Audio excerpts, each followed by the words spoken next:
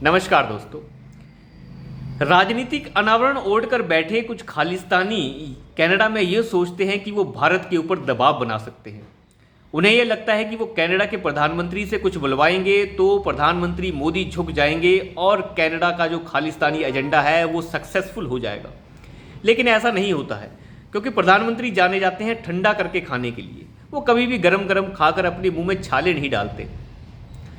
जब से आपने देखा होगा अमृतपाल का एक प्रकरण हुआ, जहां पे एक छिछोरा सा खालिस्तानी आतंकवादी जो खुद को बहुत बड़ा हीरो समझ रहा था, और कैसे उसने पंजाब के एक पुलिस स्टेशन से अपने एक चट्टे बट्टे को छुड़ा लिया और ये साबित कर दिया कि नहीं, खालिस्तानी मूवमेंट भारत में चल रही है और बड़े भयंकर तरीके से चल रही है। वो 50-60 आदमियों को आगे पीछे रखता था और बंदूकें फहरा फहरा के बताता था कि मैं खालिस्तान का एजेंडा भारत में लेके चल रहा हूं और मुझे समर्थन है सभी लोगों का। उसके बाद वो उसे चूहे की तरह भगाया गया और एनआईए ने उसे गिरफ्तार कर डिब्रूगढ़ की असम की एक जेल में रख दिया और वहाँ पे उसको निचोड़ निचोड़ कर पानी निकाल कर ये साबित कर दिया कि कैसे खालिस्तानियों की कमर तोड़ी जाती है। उसका सारा पानी निचोड़ने के बाद जो निकल कर आया, जो छन छन कर निकल कर आया, उन छन छन के सारे सबूतों को बाद में इकट्ठा किया गया और सारे कनाडा में छुपे, यूनाइटेड किंगडम में छुपे खालिस्तानी जितने भी पाकिस्तान में छुपे हैं, उन्हें एक एक करके मारना जो है शुरू कर दिया गया। हालांकि ये कहा जाता है कि वो खुद ही मर रहे हैं, लेकिन चलिए कुछ भी हो, लेकिन उन्हें चुन चुन कर मारने का काम जो है वो भारत ने करके दिखाया।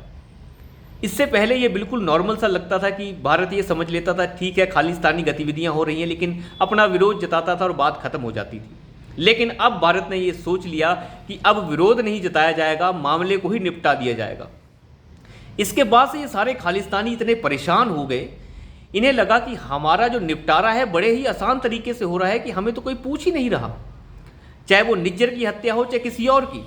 और जब कनाडा के प्रधानमंत्री यहाँ पे आते हैं, उनकी घनघोर बेइज्जती प्रधानमंत्री मोदी करते हैं, न उन्हें मुंह लगाते हैं। जब 2.5 दिन तक वो आदमी यहाँ पड़ा रहता है, उसका विमान खराब, तो उससे कोई मिलने नहीं जाता, बिल्कुल भी तवज्जो उसे नहीं दी गई और एक आम से कमरे में होटल के वो पड़ा रहा। तो यहाँ से जो है उसकी परेशानी और बढ़ गई। जैसे ही वो कनाडा पहुँचा, उसकी जो है और बेइज्जती की वहाँ के मीडिया ने और वहाँ के विपक्ष ने कि आप क्या करने गए थे वहाँ पे।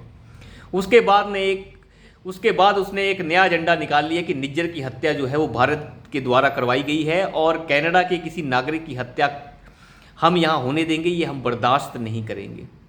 तो भारत ने कनाडा के प्रधानमंत्री को ये बता दिया कि जो भारत विरोधी गतिविधियां चलाने वाले लोग हैं, जो खालिस्तानी लोग हैं, अगर वो आपके नागरिक हैं तो उन्हें भारत ठोक देगा।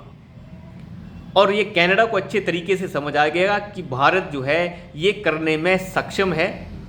किसी दूसरे देश में जाकर किसी को निपटा के आना अब ये भारत के लिए संभव है। एस जयशंकर ने ये साफ कर दिया कि जिस तरीके से वेस्ट दोगलापन दिखाता है और ये कहता है कि आतंकवाद के खिलाफ हम लड़ेंगे और खुद ही अपने अंदर आतंकवाद पैदा करके बैठे हैं, तो ये दोगलापन और नहीं चलेगा। एस जयशंकर अपनी बात को बखूबी रखने के लिए जाने जाते हैं और वो बिल्कुल भी लाड लपेट करके बात को नहीं रखते।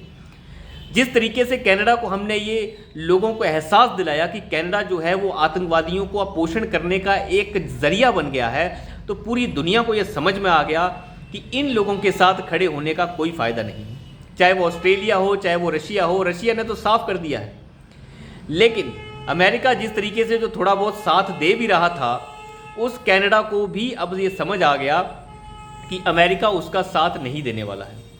अब अमेरिका भी कनाडा का साथ देने से अपना हाथ पीछे खींच चुका है। तो कुल मिला के बात यह है कि प्रधानमंत्री मोदी और एस जयशंकर, अजीत डोवाल की जोड़ी ने यह साफ कर दिया कि हम ठंडा करके खाते हैं, गरम गरम नहीं खाते।